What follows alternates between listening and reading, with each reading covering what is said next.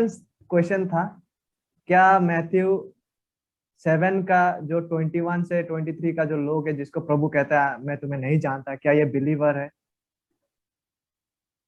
ये एक सवाल है। और इसमें से एक सवाल ये भी हो सकता है, यदि ये बिलीवर है, क्या बिलीवर या सच्चा विश्वासी अपना उद्धार को खो सकते हैं? ये भी एक सवाल आ सकता है, जाहिर सी बात है। तो मैथ्यू 7 जो है ना, वो 13-14 में ऐसा आरंभ होता है। यहाँ से अगर हम देखने लगे, अगर हम कॉन्टेक्स्ट को देखें, तो enter through the narrow gate का बात किया जा रहा है। यहाँ पे प्रभु आदेश दे रहा है, उद्धार के लिए एक ही द्वार है और वो है प्रभु यीशु मसीह। उसके द्वारा प्रवेश कीजिए, वो नैरो गेट है। और उसके बाद जो मार्ग है वो भी नैरो है, सकरा है, जो जीवन को ले जाता है। और मत्ती 7:16 से 20 जब हम पढ़ते हैं, यहाँ पे फॉल्स प्रोफेट जो है, फॉल्स प्रचारक को आप उसके फल से पहचानेंगे। You will know them by their truth, bye there fruit. Matthew 7:16 पद और 20 पद में ये इब्रू पैरेललिज्म है, एक ही बात को दोहराया गया है। और जब कभी भी किसी बात को दोहराया जा रहा है बाइबल में, ये बहुत महत्वपूर्ण है। और यहाँ पे ये भी कहा जा रहा है कि ये लोग जो है ना, they will come in sheeps clothing. ये मेमने का कपड़ा पहन के आएगा। और यहाँ से ना ही केवल यह प्रतीत होता है कि ये लोग विश्वासी बन के आएंगे, नहीं नहीं नहीं, केवल ये नहीं, उन दिनों में जो शीप्स क्लोथिंग है, जो मेमना के जो ऊन वगैरह से जो कपड़ा बनते थे, विशेष करके उनको ना वो लोग पहनते थे, जो भविष्यद्वक्ता लोग है, जो प्रचारक लोग थे ना उस समय के, वो लोग पहनते थे। तो यहाँ पे प्रभु यह कह रहा है कि वो लोग एक धर्मीय नेता बन के आपके सामने आएंगे और उन्हें आप उनके फल के द्वारा पहचानेंगे, फॉल्स प्रॉफिट को। क्योंकि शिप्स क्लोथिंग में आएंगे। शिप्स क्लोथिंग मतलब एक एक इंसान झूठा विश्वासी जो है, वो केवल एक विश्वासी के रूप धारण करके आएंगे ऐसा नहीं, वरन ये जो व्यक्ति है वो लोगों का नेता बनकर आएंगे, फॉल्स नेता, फॉल्स धर्मीय नेता। You will know them by there fruits. आप उनके फलों के द्वारा आप उन्हें पहचानेंगे। और फिर 21 से 23 में प्रभु कहते हैं ना कि हर कोई जो मुझे प्रभु प्रभु कहेंगे, जरूरी नहीं है कि वो लोग स्वर्ग में जाएंगे। उस दिन वो लोग आकर कहेंगे कि मैंने तेरे नाम में ये किए हैं। और प्रभु कहेगा कि हे अधर्म के काम करने वाले, दूर हो जा, मैं तुझे नहीं पहचानता। देखिए, भले ये फॉल्स प्रॉफिट जीसस का नाम लेके मिरेकल्स कर सकते हैं, यस, इट्स पॉसिबल। नाम केवल जीसस का ले रहा है ना, काम तो शैतान का भी कर सकता है, नाम जीसस का ले सकते हैं, क्यों नहीं। और यहाँ पे जो हे प्रभु शब्द है, हे प्रभु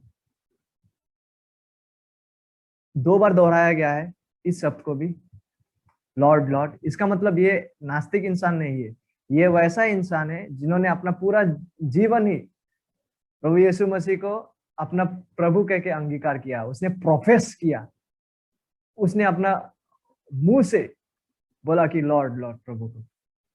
ये ऐसा व्यक्ति है, ये मिराकल करते हैं, आश्चर्य क्रम करते हैं, उसके बावजूद वाई प्रभु इस इंसान को यहाँ पे कह रहा है कि आई नेवर न्यू यू,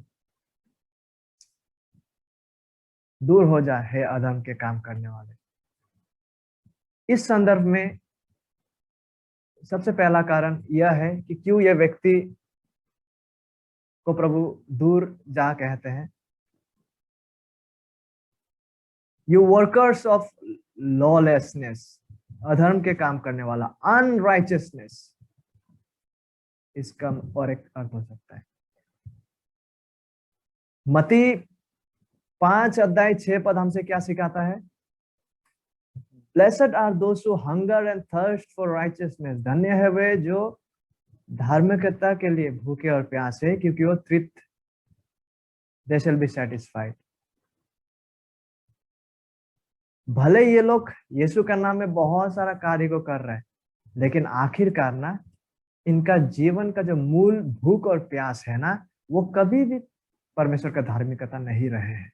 इसलिए यीशु मसीह कह रहा है कि तू अधर्म के काम करने वाले, भले ही तू चर्च आया, भले ही तू अपने आप को धर्मीय नेता ठहराया, उसके बावजूद तुम्हारा जीवन का गहराई में तुमने कभी भी धार्मिकता, परमेश्वर से आता जो धार्मिकता है, जो उद्धार लाता है एक इंसान के जीवन में, तुमने कभी भी वाकई में उसको नहीं चाहा, अपने हृदय से नहीं चाहा, कभी भी उसके प्रति भूखे और प्यासा नहीं रहे।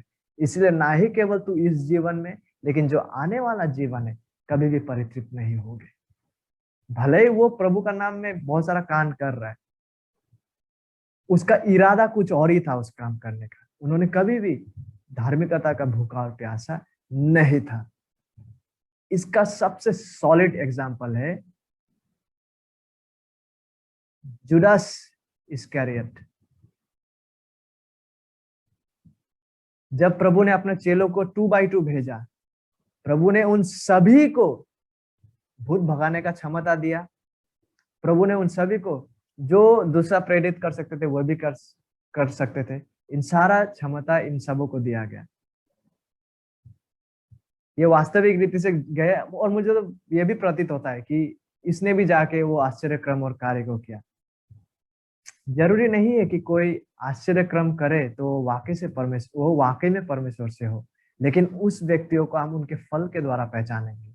क्योंकि हम प्राकृतिक रूप से एक आम का पेड़ में कटहल का फल का उम्मीद नहीं कर सकते। एक जंगली घास का पौधे में हम कभी भी गेहूं का फल का उम्मीद नहीं कर सकते। भले वो दिखने में ऐसा लग सकता है कि विश्वासी जैसा है, भले वो दिखने में ऐसा लग सकता है कि वो सच में प्रभु को जानते, वो हे प्रभु कह के स्वीकारता भी अपने मुंह से, लेकिन वास्तविक रीति से उसका जीवन और जीवन का फल यह प्रदर्शित करता है कि वो कभी मसीह में था ही नहीं। इसका सॉलिड उदाहरण है इस्करियोत यहूदा। और आगे जाके हम देमास नाम का एक इंसान को भी पाते हैं जो पौलुस के साथ काम करते थे, लेकिन आखिरकार अंत में पौलुस ऐसा कहता है कि देमास जो है वो जगत को प्रेम करते हुए वो मुझसे दूर चला गया।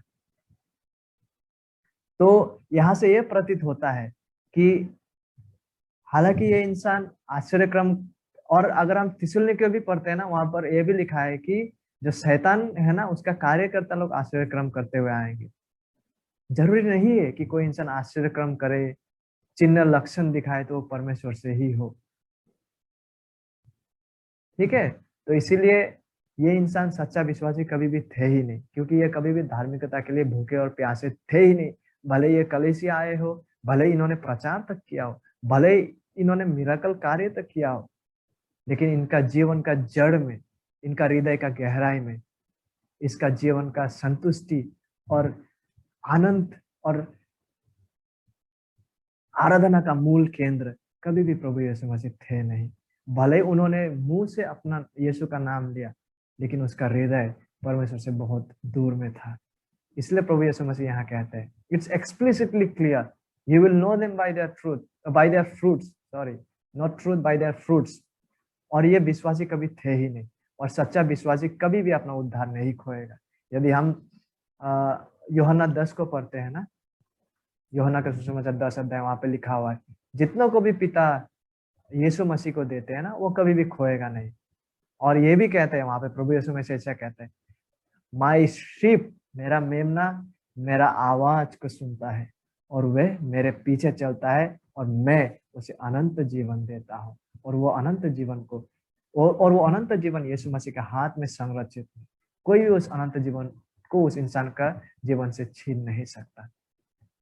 तो यस, मैथ्यू 7 का 21 से 23 का जो व्यक्ति है जो आके दावा कर रहा है प्रभु का नाम में कार्य किया है, ये किया है, देखिए हम आखिरकार अपने कार्यों से तो धार्मिक ठहरते नहीं। अच्छा होता अगर ये व्यक्ति आके कहता प्रभु हमने आपके धार्मिकता पर भरोसा किया, विश्वास किया, लेकिन इन्होंने तो ऐसा नहीं कहा, क्योंकि इसका जीवन में कभी भी प्रभु के धार्मिकता के प्रति भूख और प्यास था ही नहीं। भले यह कलीसिया का साथ जुड़ा था, लेकिन इसका इरादा, इसका मकसद हमेशा कुछ और ही था, प्रभु नहीं।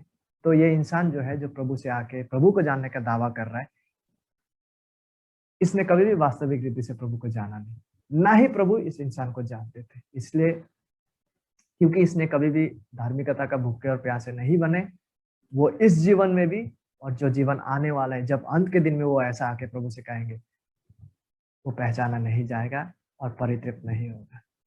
आई hope I was able to clarify. Thank you. Thank you, brother.